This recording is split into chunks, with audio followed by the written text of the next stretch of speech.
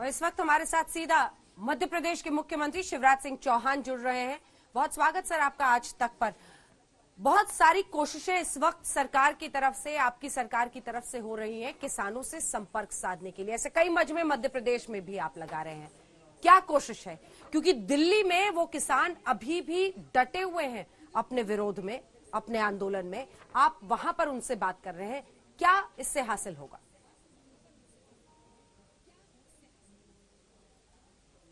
जाते हैं, भारतीय जनता पार्टी के नेता जैसे किसानों के बीच जाते हैं, क्या बाकी पार्टियों के नेता वैसे कभी गए हैं? और मैं तो स्वयं किसान हूं, और इसलिए किसान कानूनों के बारे में भी, जब ये किसान कानून बने तब से हम सीधा किसानों से संवाद कर रहे हैं। और मध्य प्रदेश में मुझे कहते हुए प्रसन्नता है।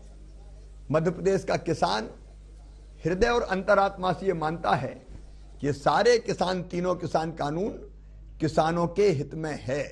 ये किसानों की आय बढ़ाएंगे, इनके बड़े दूरगामी परिणाम निकलेंगे। और ये बात हम समझाने में किसान को सफल हुए हैं, क्योंकि वास्तव में है ही कानून ऐसे।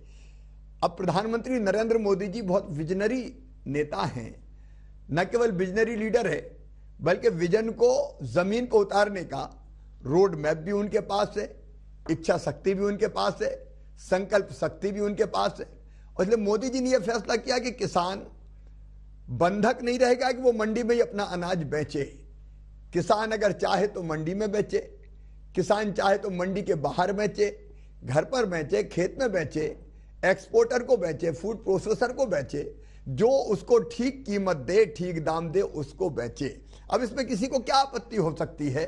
मध्य प्रदेश के किसान ये समझते हैं कि इससे तो प्रतिस्पर्धा मंडी और मंडी के बाहर बढ़ती है, तो किसान को दाम ठीक मिलते हैं। कॉन्ट्रैक्ट फार्मिंग कई राज्यों में पहले से भी होती आ रही है। अगर बोते समय फसल उसको ये पता चल जाए कि मुझको इस फसल के ये रेट मिलेंगे, तो खेती जुआ नहीं रहेगी। अगर उसको फायदा तो वो कॉन्ट्रैक्ट फार्मिंग करेगा, मजबूरी नहीं है ये। और कीमत अगर बढ़ जाए तो उससे निकलने का भी रास्ता है उसको, जो कॉन्ट्रैक्ट उसने किया है। लेकिन व्यापारी पीछे नहीं हट सकता। इसलिए किसान के हित में है, ये मध्य प्रदेश का किसान समझता है। और लगातार हम मध्य प्रदेश के किसानों के बीच में जा रहे हैं, किसान सम्मेलन कर रहे हैं। आज भी 22,810 पंचायतों में, 52 जिलों में, 313 ब्लॉक हेडक्वार्टर्स पर, 237 मंडियों में, कृषि विज्ञान केंद्रों में लाखों लाख किसान जुटे और उन्होंने प्रधानमंत्री जी को सुना। मुख्यमंत्री जी, कृषि कानून लागू हो गए। मैं मध्य प्रदेश के अनुभव से ये समझना चाहती हूं कि क्या हो रहा है। दो जो सबसे बड़े मुद्दे हैं किसानों के, एक एमएसपी को लेकर, उस पर मैं बाद में चर्चा करूंगी। कॉन्ट्रैक्ट फार्मिंग का भी आपने जिक्र किया। क्या कॉन्ट्रैक्ट फार्मिंग को लेकर कुछ शिकायतें, कुछ कॉन्फ्लिक्ट रेजोल्यूशन की नौबत आ रही है इन नए कृषि कानूनों के लागू होने के बाद? कॉन्ट्रैक्ट फार्मिंग पर क्या बताएंगे? हाथ कंगन को आरसी क्या और पढ़े लिखे को फारसी क्या है, कहावत है। मध्य प्रदेश के होशंगाबाद जिले के पिपरिया तहसील में भोंखेड़े गांव की, भोंखेड़ी गांव के किसानों ने कॉन्ट्रैक्ट फार्मिंग की थी। ये धान उत्पादक किसान थे। इनके नाम भी मैं आपको बता रहा हूं। श्री ब्रजेश पटेल, पुष्पराज पटेल। इनने 3,000 रुपया प्रति क्विंटल में एक फॉर्चून राइस कंपनी दिल्ली की थी, उससे कॉन्ट्रैक्ट फार्मिंग की थी। बोते समय राइस कंपनी पलटी और बाद में 3,000 देने से मुकरी, तो एसडीएम को शिकायत की गई। एसडीएम ने नोटिस देके कंपनी को बुलाया और 3,000 रुपया क्विंटल कंपनी को देने पर विवश होना पड़ा। अगर यह कानून नहीं होता और किसान और कंपनी पलट जाती, तो किसानों को पास और कोई चारा नहीं होता, वो केवल लड़ते रहते। इसी तरह मध्य प्रदेश जिले के बड़वानी जिले के एक व्यापारी को, सीमावर्ती महाराष्ट्र राज्य के धुलिया जिले के सिरपुर तहसील के ग्राम भटाने के किसान जितेंद्र पिता कत्थू वही द्वारा मक्का बेचा गया था, जिसका व्यापारी ने भुगतान नहीं किया था कीमत का। तत्काल इस कानून के तहत बुलाया गया, भुगतान करना पड़ा। वैसे ही पाटन में कृषि उपज व्यापार वाणिज्यिक अधिनियम 2020 के अंतर्गत कार्रवाई की गई जबलपुर जिले के। इसके अंतर्गत एसडीएम पाटन द्वारा पाटन के किसान श्री प्रीतम सिंह, विनय वैद्य, भगवान दास वैद्य, राकेश पटेल को उपज का भुगतान न करने पर, व्यापारी उपज का भुगतान समय पर न करने पर और उपज खरीदी की रसीद न देने पर व्यापारी के विरुद्ध, व्यापारी फर्म के विरुद्ध 25,000 रुपए का जुर्माना किया गया और संबंधित फर्म द्वारा 24 घंटे के भीतर 22 लाख से अधिक की राशि किसानों के खाते में जमा करवाई गई। लेकिन नहीं ऐसे अनेकों उदाहरण मध्य प्रदेश में मेरे पास है, जिसके कारण किसानों को इन कानूनों से लाभ हुआ है। शिवराज जी, एक दूसरा पक्ष इसका ये भी हुआ ना कि प्रॉब्लम्स आ रही हैं, मतलब किसानों को भुगतान में इन प्राइवेट जो भी व्यापारी, आपने कहा एक जगह आपने कंपनी की बात की, वो भुगतान में नानुकुर कर रहे हैं, ये भी एक पक्ष है, ये एक परेशानी है। प्रॉब्लम्स पहले भी आती थी, जब व्यापारी मंडी में बेचता था तब भी प्रॉब्लम्स आती थी, लेकिन तब ऐसा कोई कानून नहीं था। मंडी का कोई व्यापारी पैसा खा के भाग जाए तो किसानों के पास सिर धुनने के अलावा कोई रास्ता नहीं होता था। लेकिन अब यह शक्तिशाली कानून उसके साथ है, जिसके तहत व्यापारी या फर्म किसान का पैसा खा के भाग नहीं सकते, वादे से मुकर नहीं सकते, वादा तोड़ नहीं सकते। एक तस्वीर आपकी हम लोग दिखा रहे हैं, वहां पर आप एक तरह से दंडवत करते हुए, और आज प्रधानमंत्री ने भी कहा है कि सिर झुकाकर, हाथ जोड़कर हम किसानों से बातचीत करना चाह रहे हैं।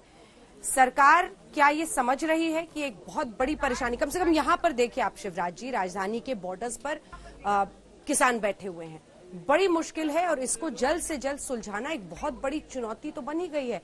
आप सोचिए, दिसंबर का महीना है, 3 डिग्री 4 डिग्री दिल्ली का तापमान है और वहां पर रात गुजार रहा है किसान।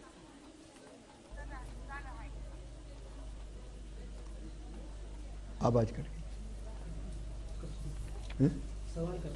नहीं आवाज कट गई।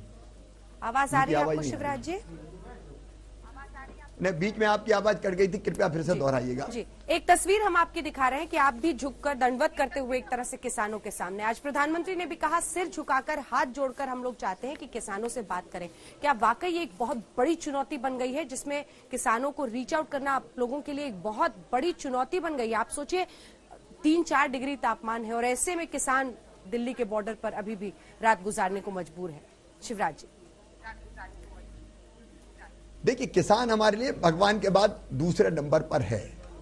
अन्नदाता किसान की हर तकलीफ दूर करने के लिए भारतीय जनता पार्टी की सरकार, विशेषकर हमारे प्रधानमंत्री नरेंद्र मोदी जी कटिबद्ध है।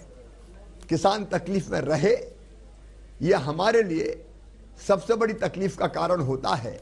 लेकिन जहां तक इस मुद्दे का सवाल है, मैं ये मानता हूं कि पूरे देश के किसान प्रधानमंत्री नरेंद्र मोदी जी के पीछे खड़े हैं। हमारे वो किसान भाई जिनको भ्रमित किया गया है, जिनको अगर कोई आशंका है, तो आज एक एक बात माननीय प्रधानमंत्री जी ने भी स्पष्ट की है। केंद्रीय कृषि मंत्री नरेंद्र सिंह तोमर जी ने भी हर एक बात को स्पष्ट किया है। इसके बाद भी अगर कोई शंका है मन में, तो समाधान के लिए संवाद ही एकमात्र रास्ता है। और जहां तक सरकार का सवाल है, संवाद के लिए सरकार हर समय तैयार है। जब तक एक भी किसान के मन में असंतोष रहेगा, हम संवाद के लिए तैयार रहेंगे। लेकिन कुछ ऐसे लोग जो नहीं चाहते कि समाधान निकले, वो आंदोलन में घुस के किसानों को भ्रमित करने का प्रयास कर रहे हैं।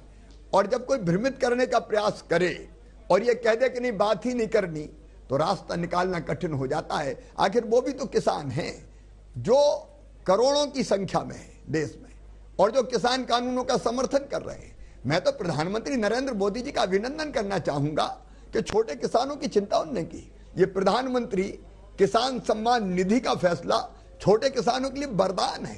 कब किसने छोटे किसानों के लिए सोचा था? क्या छोटे किसान किसान नहीं है?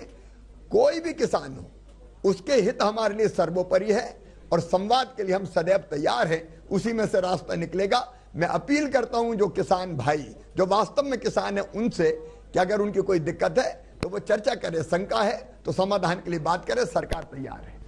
मध्य प्रदेश में क्या अलग है जिसकी वजह से वहां के किसान इस आंदोलन का हिस्सा नहीं बन रहे? मध्य प्रदेश में कोई भ्रम नहीं है, क्योंकि किसान कानून किसान ढंग से समझ रहे हैं, उनका लाभ ले रहे हैं। अब ये कहते हैं कि मंडी बंद हो जाएगी। 6 महीना हो गया कानून लागू किए, एक भी मंडी मध्य प्रदेश में बंद नहीं हुई। वास्तविकता यह है कि मंडियां भी चल रही है और मंडी के बाहर भी किसान अपनी फसल बेच पा रहे हैं। अच्छी प्रतिस्पर्धा है, स्वस्थ प्रतिस्पर्धा है और इसलिए कई जगह किसान को मंडी के बाहर अच्छे दाम मिल रहे हैं तो वो मंडी के बाहर अपनी फसल बेच रहा है। एमएसपी पे हम धान की खरीदी कर रहे हैं, लेकिन मैं ये भी बताना चाहता हूं कि एमएसपी पे धान की खरीदी के साथ साथ एमएसपी के ऊपर भी किसानों के धान के दाम बाहर मिल रहे हैं। किसानों का धान 3000 भी बिक रहा है, 2800 भी बिक रहा है, 2200 भी बिक रहा है, 2300 भी बिक रहा है। तो वो एमएसपी पे नहीं बेच रहे, वो एमएसपी पे ना बेच के जो व्यापारी या जो कंपनी उनको ठीक दाम दे रही है उसको बेच रहे हैं। ये फायदे किसान को सामने साफ दिख रहे हैं और मैं तो किसान के बीच में ही रहता हूं। आखिर कौन सी पार्टी ऐसी है जिसके नेता ऐसे किसानों के बीच में जाते हो। इसलिए किसानों से लगातार संवाद के कारण भी, लगातार मिलने वाले लाभ के कारण भी कोई भ्रम की स्थिति आज नहीं बची है। आप कह रहे हैं कि कुछ लोग भ्रमित कर रहे हैं किसानों को। कौन भ्रमित कर रहा है? और अगर वो भ्रमित कर रहे हैं तो आप समझा क्यों नहीं पा रहे हैं? ये वही लोग हैं जो मैदान में मोदी जी का मुकाबला नहीं कर पाते। इनमें एक पार्टी वो है जो वर्षों से वकालत कर रही थी, वर्षों से, कि मॉडल एपीएमसी एक्ट आना चाहिए। तब जब चेयरपर्सन श्रीमती सोनिया गांधी यूपीए की होती थी, प्राइम मिनिस्टर श्रीमान मनमोहन सिंह जी होते थे, शरद पवार जी कृषि मंत्री होते थे, हमको कहा जाता था, मैं तब भी मुख्यमंत्री था, कि मॉडल एपीएमसी एक्ट लागू होना चाहिए। मंडी ये कानूनों में, कृषि कानूनों में सुधार बहुत जरूरी है। ये वही पार्टी है कांग्रेस जो 2019 के अपने इलेक्शन मैनिफेस्टो में इसकी जोरदार वकालत करती है। ये वही कांग्रेस है जो आश्वस्त करती कि हम कृषि कानूनों में सुधार करेंगे, लेकिन जैसे ही वो सुधार होते हैं ये यू टर्न ले लेती है ये कांग्रेस पार्टी। अब शरद पवार जी की पार्टी भी जुड़ गई है। अब आप तो ऐसा बिन पैंदी का लोटा है, अरविंद केजरीवाल जी लागू हो गए किसान कानून और इसके बाद विधानसभा में कानून की प्रतियां फाड़ी जा रही है। अब ये यू टर्न नहीं है तो क्या है? ये पाखंड है, ये धोखेबाजी है। अगर लगा कि राजनीतिक जमीन हमारी खिसक चुकी है तो किसानों के कंधे पे बंदूक चला के हम अपनी राजनीतिक जमीन पुख्ता करने की कोशिश करें, लेकिन झूठ के आधार पर कभी भी किसी की राजनीतिक जमीन मजबूत नहीं होती। ऐसे अनेकों लोग हैं, वामपंथी मित्र जिनकी जमीन कहीं बची नहीं। ऐसे लोग भी हैं जो भारत विरोधी गतिविधियों में संलग्न रहते हैं और जो किसान कानूनों की आड़ में और ऐसी मांगे कर रहे हैं जो देश के हित में नहीं है, वो भी इसमें घुस गए। अब ऐसे लोगों को हम किसान कतई नहीं मान सकते। जो किसान है वास्तव में, उनके साथ हम खड़े हैं, उनसे हमेशा संवाद और चर्चा होगी, लेकिन ये लोग आंदोलन की दिशा बदल रहे हैं और गलत दिशा में ले जाने की कोशिश कर रहे हैं। ये किसानों के हितैषी नहीं है, ये देश के हितैषी नहीं है, ये केवल अपने स्वार्थों की सिद्धि के लिए काम कर रहे हैं।